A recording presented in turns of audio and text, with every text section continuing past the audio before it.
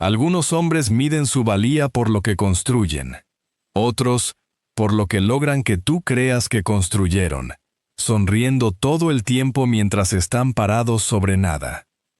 Me llamo Walter Hernández. Tengo 67 años. Fui maquinista. Y durante 19 años vi a un hombre llamado Ricardo Kessler tratarme como si yo fuera el servicio en la mesa de la cena de mi propio hijo, mientras yo, en silencio, evitaba que el techo de esa familia se les viniera encima. Nunca dije una palabra al respecto, ni una sola vez, hasta la mañana en que mi hija me mandó un mensaje que lo cambió todo.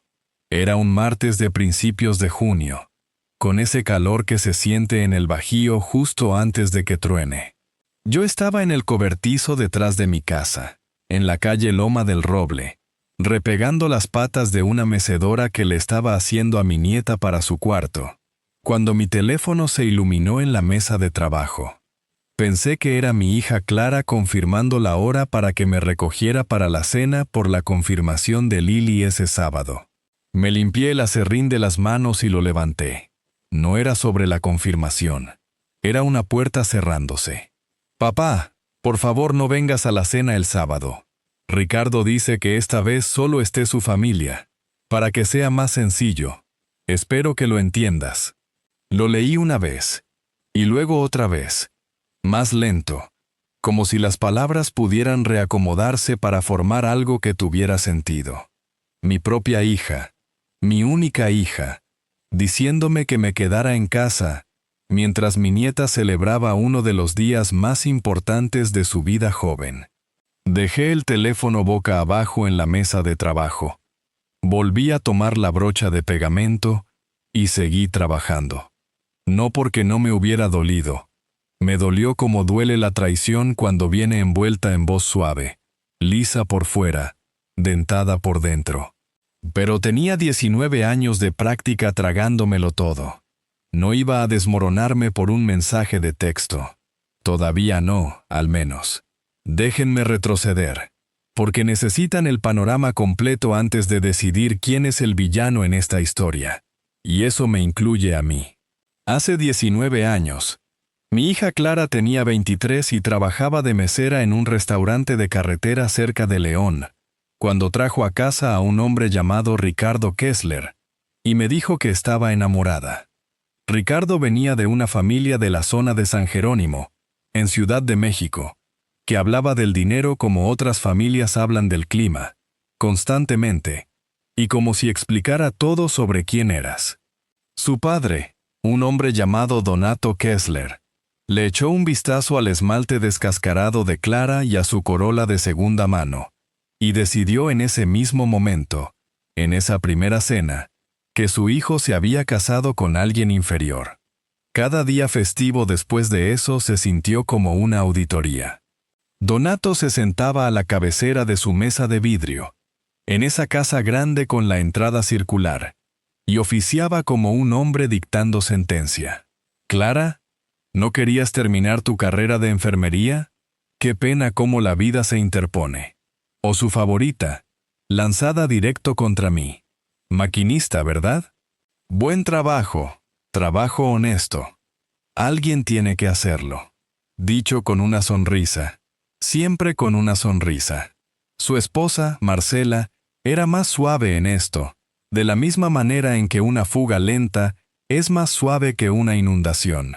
Solo ladeaba la cabeza y decía, «Solo queremos que Clara tenga la vida que se merece». Como si Clara, y por extensión yo, fuéramos lo único que se interponía entre ella y esa vida. Yo manejaba de regreso de esas cenas en mi vieja camioneta Ford, con las ventanas abajo, y le hablaba en voz alta a mi difunta esposa, Dorotea, sentada en el asiento del pasajero vacío. «Dorotea», le decía, «la arrogancia de ese hombre está más planchada que sus camisas». Casi podía oírla reírse con eso. Pero esto es lo que nadie entendía sobre por qué seguía apareciendo y tragándome cada uno de los pequeños insultos de Donato Kessler. No era debilidad, era estrategia. Clara ya había perdido lo suficiente de sí misma en ese matrimonio, No por culpa de Ricardo, que sí creo que la quería, sino por lo que sus suegros la hacían sentir cada vez que se sentaba a su mesa. Lo último que iba a hacer era obligar a mi hija a elegir entre su padre y la familia de su esposo. Eso habría roto algo en ella que nunca se habría arreglado. Así que me quedé callado. Pasaba los bollos. Seguía construyendo. Hace 4 años, Ricardo y Clara compraron un dúplex en la calle Jardines del Álamo, en una buena zona escolar, de esas donde una familia joven estira cada peso para poder entrar. Cuando la casa empezó a caerse a pedazos alrededor de ellos, un calentador en las últimas, un sótano que se inundaba cada primavera, un cableado tan viejo que el inspector lo marcó 2 veces, Clara me lo mencionó casi con disculpas un domingo por la tarde en mi taller. Es una cosa tras otra, papá. No sé cómo vamos a poder con todo. No me estaba pidiendo dinero. Clara nunca me pedía dinero directamente. No era esa clase de mujer.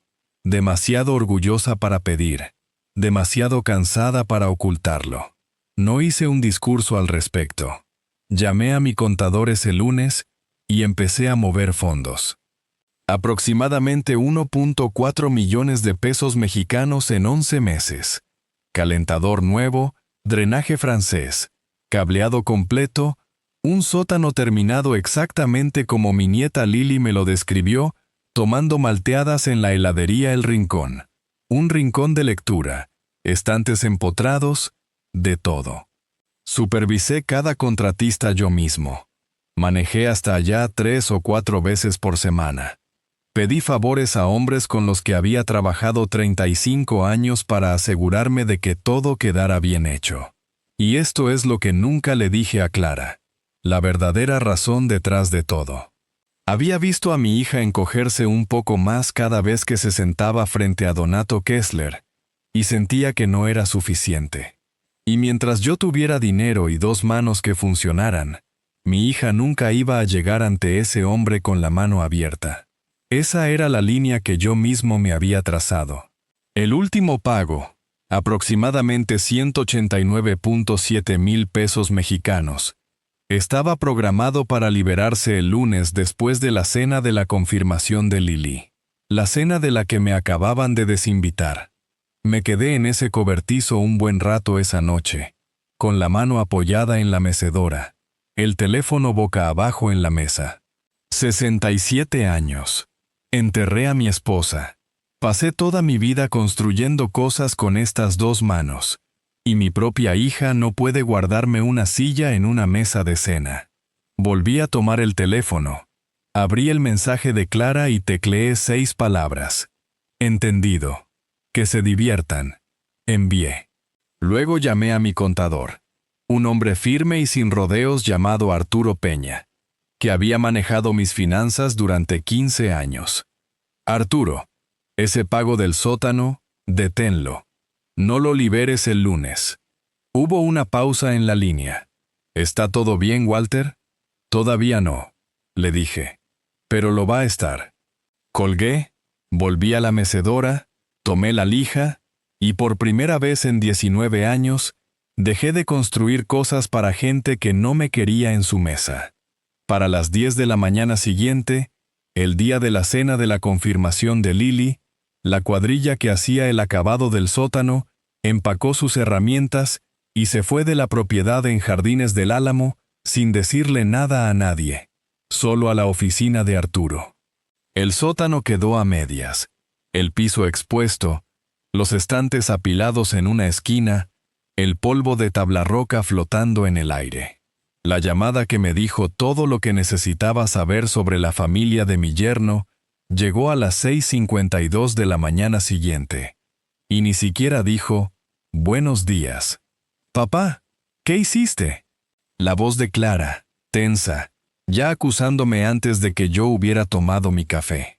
«Buenos días también, hija», le dije, apoyado en la barra de mi cocina. «Supongo que la cuadrilla no apareció hoy». Dijeron que el pago se detuvo. Dijeron que lo congelaste. Su voz se quebró en algún punto entre el coraje y el pánico. «Papá, tenemos gente viniendo el sábado». Los papás de Ricardo. Los Fernández del club. Sé exactamente quién viene, Clara. Le dije, lento y tranquilo. Yo ayudé a escoger la mitad del menú. ¿Te acuerdas? Entonces arréglalo. Creo que ha habido un malentendido sobre mi situación, dije, manteniendo la voz suave. Me dijeron que no soy bienvenido en esa cena. Supuse que mi chequera tampoco lo era. Silencio al otro lado. De ese silencio donde prácticamente puedes oír el plan completo de alguien derrumbándose en tiempo real. Colgué antes de que pudiera responder. Primera vez en 19 años que le colgaba a mi hija. Se sintió peor de lo que esperaba y mejor de lo que esperaba. Las dos cosas al mismo tiempo. Si creen que detener ese pago fue lo peor que hice, quédense. Porque lo que vino después no solo sacudió su mundo, les quitó el piso por completo. Hay un tipo específico de silencio que sigue a una decisión que no puedes deshacer. No es pacífico, no es vacío, es final. Como el último tornillo clavado en una unión. Así se sintió mi cocina la mañana después de la cena de la confirmación de Lily. Hice café, me senté en la mesa que Dorotea y yo compartimos durante 29 años, y esperé, porque sabía que Clara vendría. Solo no sabía cuánto tiempo aguantaría su orgullo antes de que ganara el pánico. Tardó 2 días. El jueves por la tarde escuché el golpe. No el timbre, el golpe, fuerte y ensayado. Como si alguien hubiera practicado todo el discurso en el camino. Abrí la puerta.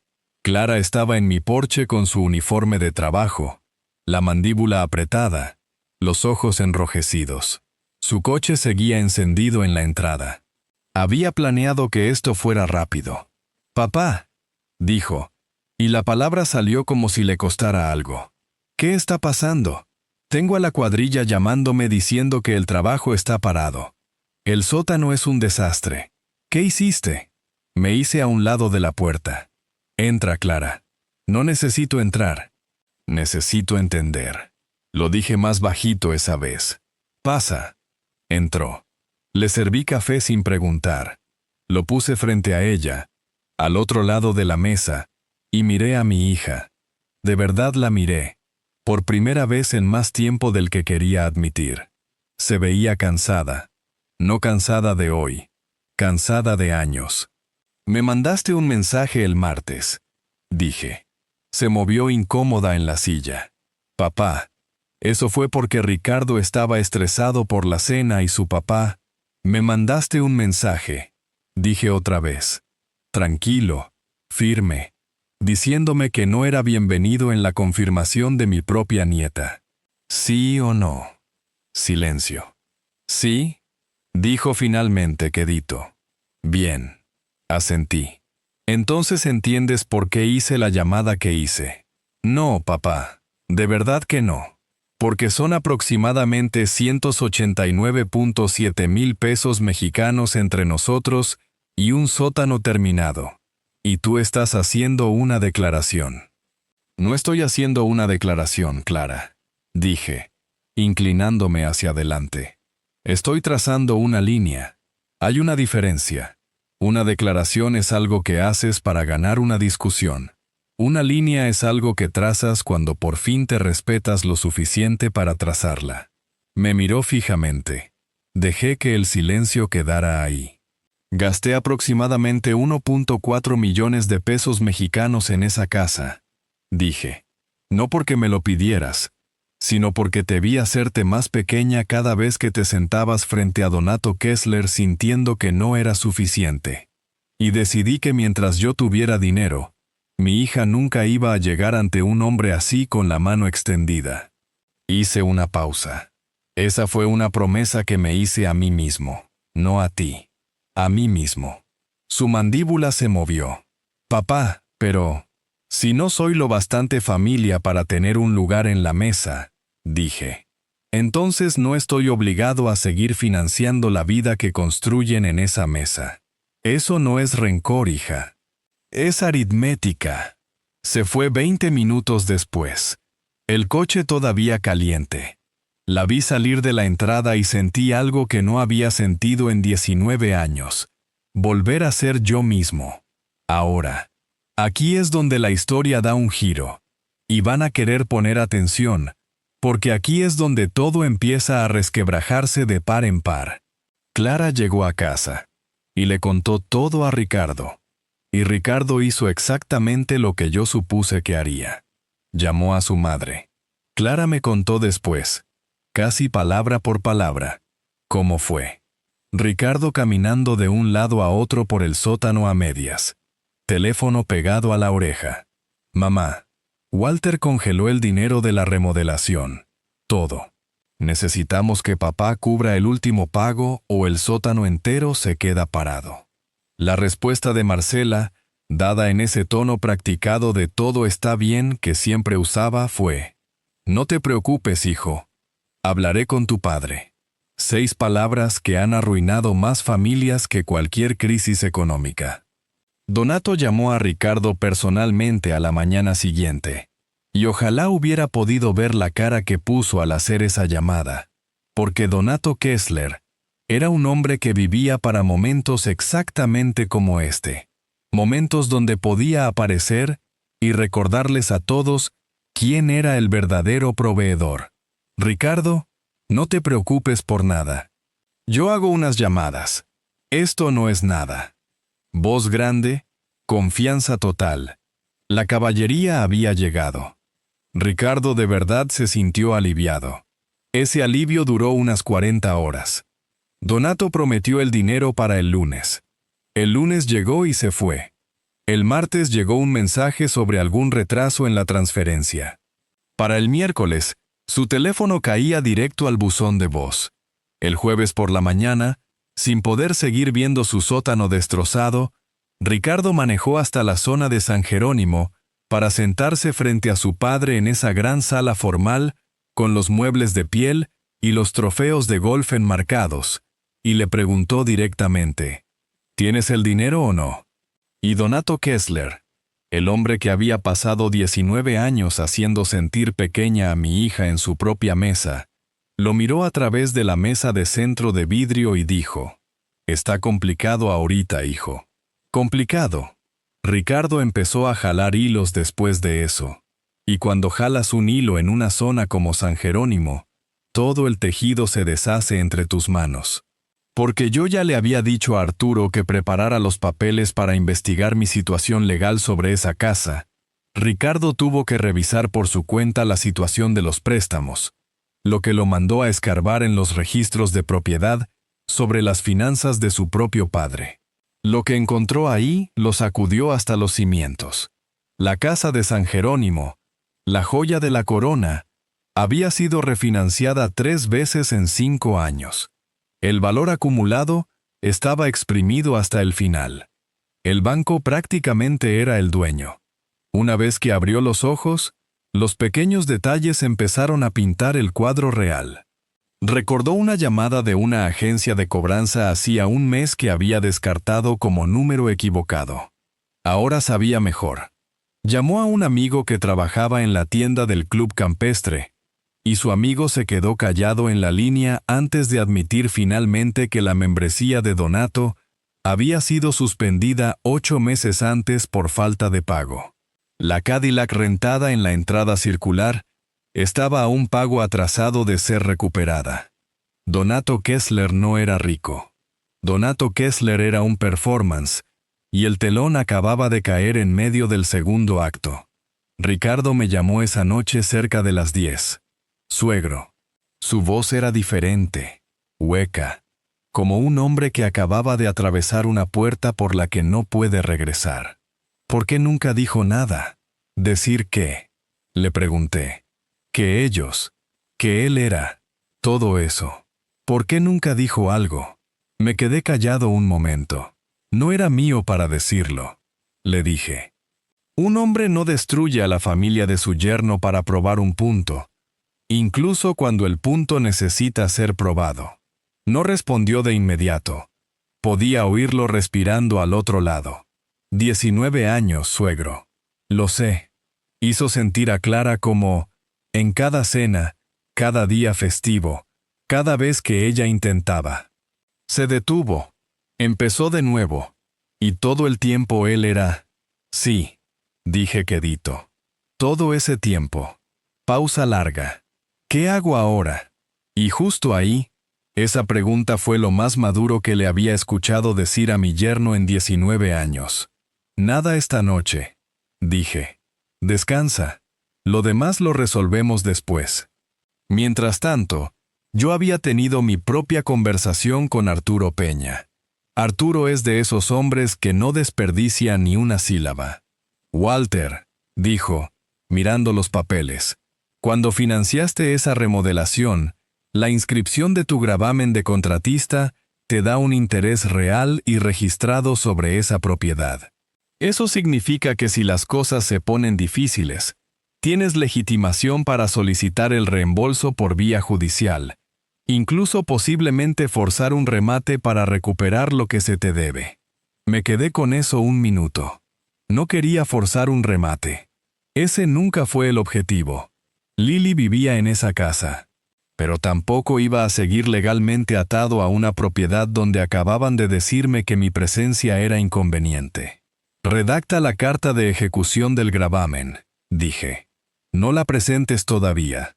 Solo mándale una copia a Ricardo y a Clara, para que entiendan que hablo en serio sobre proteger lo que es mío. Entendido, dijo Arturo.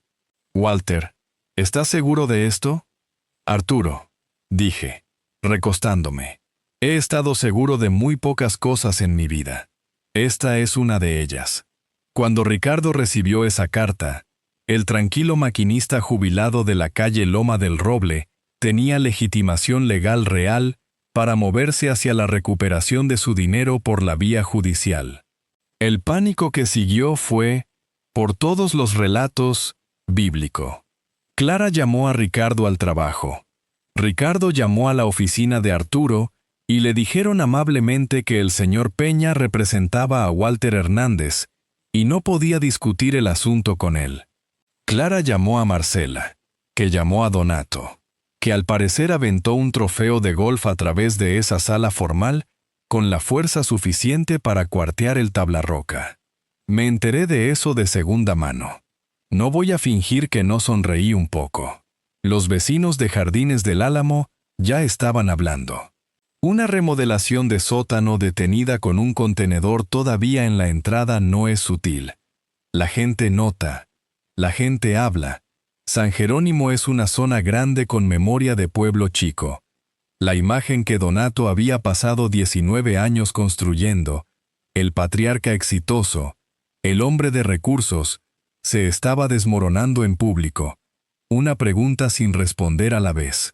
Fue entonces cuando Lily apareció en mi puerta. No Clara, no Ricardo. Lily, 13 años, dejada por la mamá de una amiga, parada en mi porche con el vestido de confirmación del sábado, el que nunca pudo estrenar frente a mí.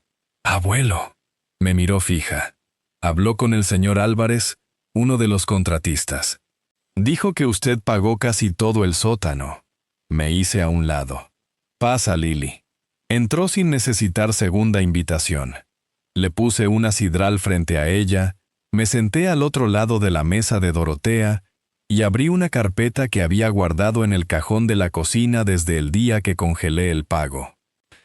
Recibos, facturas, el calendario de pagos, aproximadamente 1,4 millones de pesos mexicanos desglosados hasta el último tornillo. Revisó cada página lentamente, con cuidado, como yo le había enseñado a leer un diagrama eléctrico. Cuando levantó la vista, tenía los ojos húmedos, aunque no dejó que se le derramaran. «Me dijeron que usted renunció a nosotros», dijo. «Ya sé», dije. «Eso no es lo que dice esto». Tocó la carpeta con el dedo. «No», acepté. «No lo es». Se quedó callada un buen momento. Entonces, ¿por qué paró? Miré a mi nieta, esta niña a la que le había enseñado a lanzar la caña desde el embarcadero en las lagunas de Siragüen, y le dije la verdad. «Porque hay una diferencia entre querer a tu familia», dije, y dejar que tu familia te trate como si fueras invisible. Asintió lentamente. Luego tomó su sidral, se recostó y dijo, quedito, con toda naturalidad: abuelo, yo nunca pensé que usted fuera invisible. Y así, de repente, a los 67 años, jubilado, viudo, tuve que hacer un esfuerzo para mantener mis propios ojos secos. La casa no se vendió. El sótano no se terminó de inmediato. Y el dinero no terminó donde nadie esperaba. Pero la jugada más permanente que hice no fue legal. Y no fue financiera. Hay un momento en la vida de un hombre en que deja de reaccionar y empieza a decidir, no por coraje, sino por algo más callado y más peligroso: la claridad. Llegué a ese momento un domingo por la mañana, en la mesa de Dorotea, con el café frío, una libreta legal frente a mí llena de números. Aproximadamente 4 millones de pesos mexicanos, 19 años, un mensaje de texto. Tomé mi pluma y empecé a escribir. Arturo llegó a mi casa a las 9:00 en punto ese domingo. Manejo su mismo sedán discreto. Llevaba el mismo portafolios gastado, que había visto más desastres familiares que el sofá de un terapeuta. Antes de empezar, dijo, quiero que estés completamente seguro, Walter, porque lo que estás por hacer es permanente. Arturo, dije, he estado pensando esto durante 19 años. Apenas ahora lo estoy escribiendo. Casi sonrió. Muy bien, entonces, manos a la obra. Esto es lo que la mayoría de la gente entiende mal sobre los hombres callados. Creen que callado significa pasivo. Creen que porque un hombre no alza la voz, no está pensando 3 jugadas adelante. Creen que porque pasa los bollos y absorbe cada insulto sin inmutarse, no le queda nada que jugar. Donato Kessler cometió ese error durante 19 años. Le costó todo.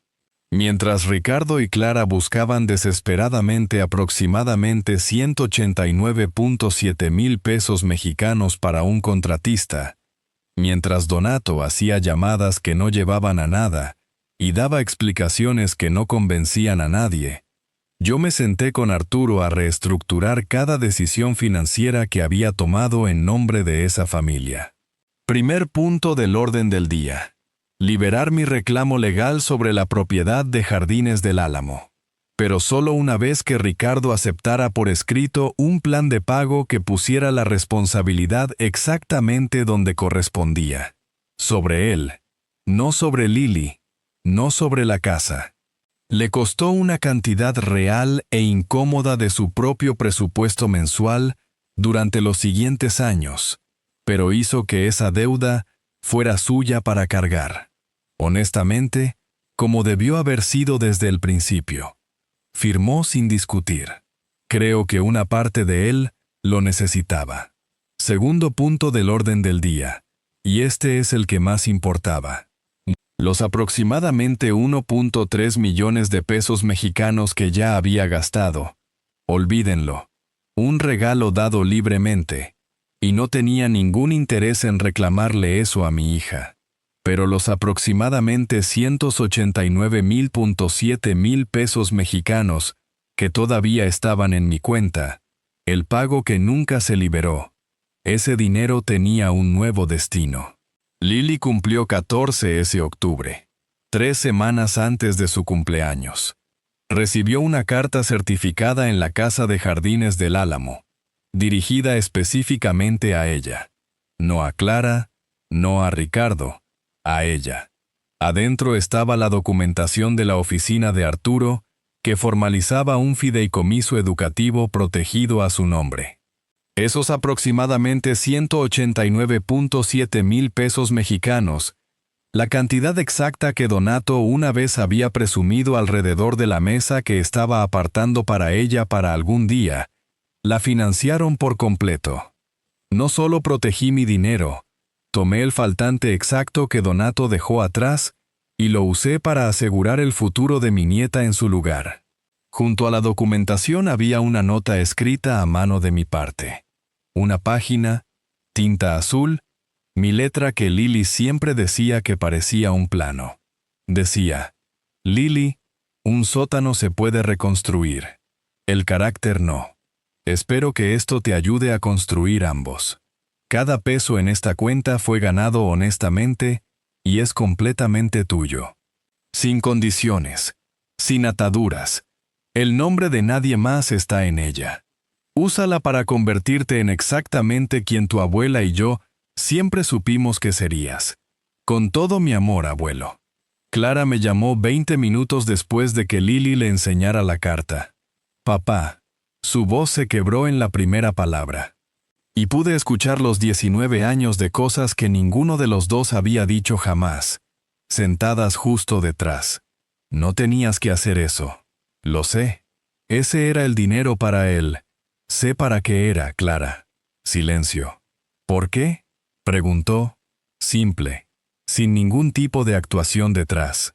Porque tu hija se merece empezar su vida sin deberle nada a nadie. Dije. Esa es una sensación que quise darte a ti. No llegué a dártela a tiempo. Se la estoy dando a ella ahora. No respondió de inmediato. La oí exhalar larga y lentamente, como si estuviera soltando algo que había cargado durante años.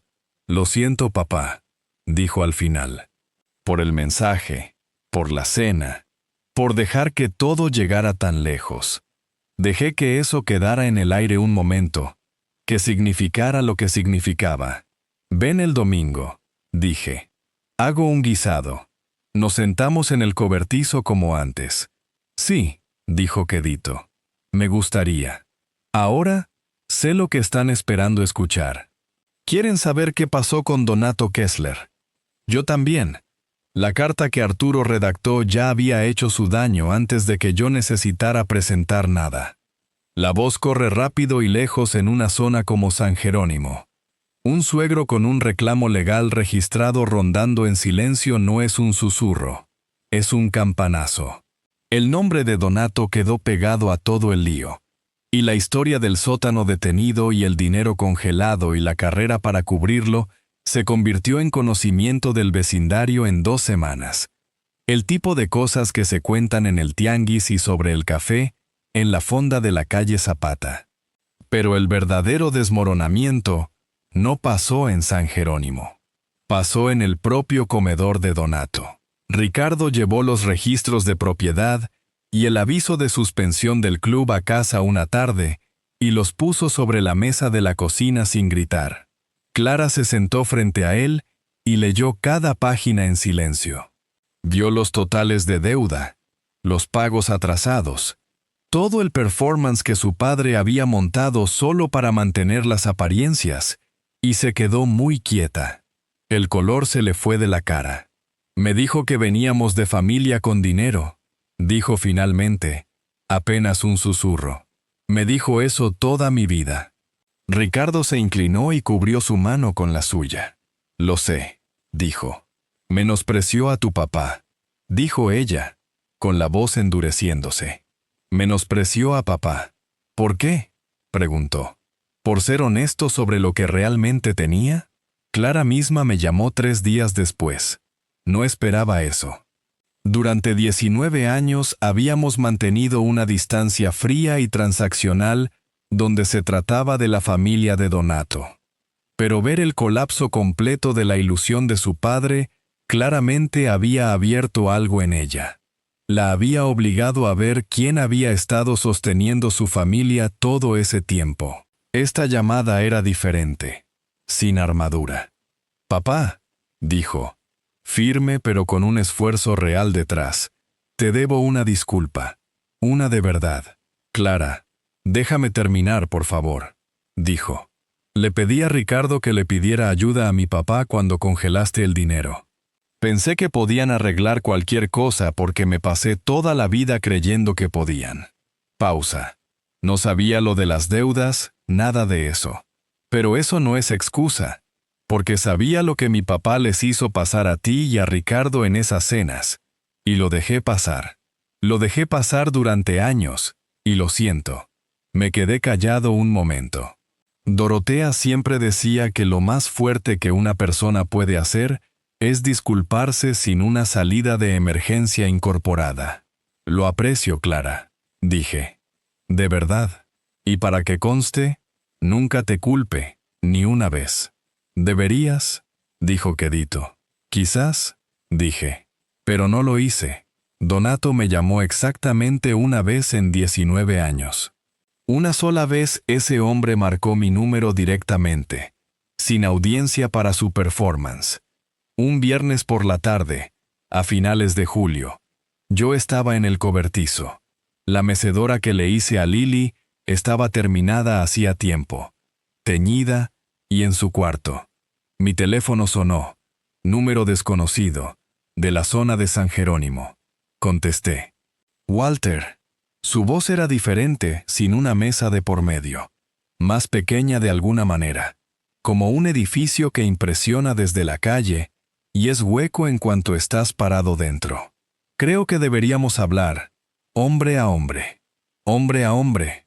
19 años después, y de pronto somos hombres. Ya estamos hablando, Donato, dije. Silencio. No había esperado que fuera tan fácil. Mira, dijo. Las cosas se complicaron con el dinero. Y quiero que sepas que nada fue intencional. Lo de Ricardo y la casa... Donato, dije, dejando la lija. Te voy a parar ahí mismo. Se detuvo. No necesito una explicación. Dije. No estoy enojado contigo. Quiero que eso quede claro. No estoy enojado. Solo estoy terminado. Terminado de fingir que no veo lo que veo. Terminado de financiar una historia donde tú eres el patriarca y yo soy el servicio. Terminado de ser bienvenido en esa mesa solo cuando mi chequera es útil. Y de que me muestren la puerta en cuanto deja de serlo. Hice una pausa. Estoy jubilado, Donato. Del oficio, de todo eso. Silencio largo en la línea. Cuando habló de nuevo, la voz grande había desaparecido, y lo que la reemplazó era algo que nunca había escuchado de Donato Kessler. Un hombre pequeño. Supongo que te debo más de lo que nunca pagué, dijo lentamente. No me debes nada, dije, y lo dije en serio. Solo déjale la familia a mi hija en paz. Deja que Ricardo campee erguido por una vez. Eso es todo lo que siempre quise de todo esto. Colgó. Dejé el teléfono, volví a tomar la lija, y terminé la última capa de una casa para pájaros que había empezado para la ventana de Lily. El cumpleaños 14 de Lily fue un sábado cálido de finales de septiembre, en mi propio patio trasero, en la calle Loma del Roble. La primera reunión familiar de verdad desde que todo se resolvió. Sin servicio de banquetes, sin césped de club campestre, sin tarjetas de lugar, y ciertamente, sin Donato Kessler oficiando a la cabecera de nada. Solo mi patio.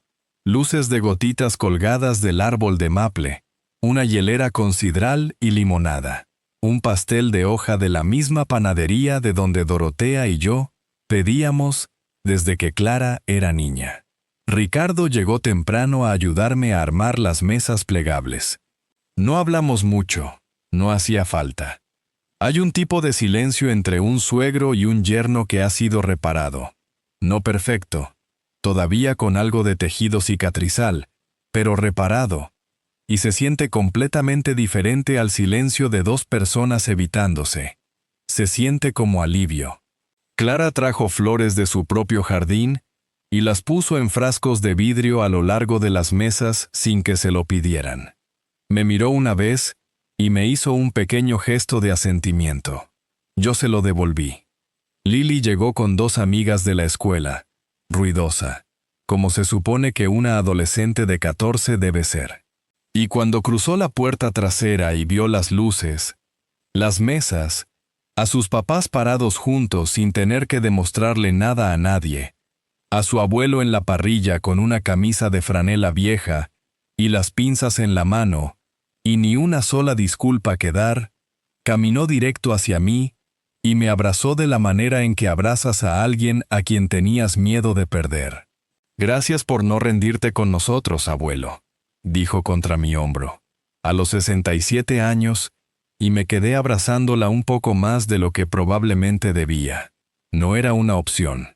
Le dije, ahora ve. Me vas a hacer ver sentimental delante de la gente.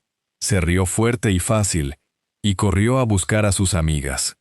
Mientras nosotros celebrábamos en ese patio trasero, Donato y Marcela estaban sentados en una casa vacía en San Jerónimo frente a un aviso de ejecución hipotecaria.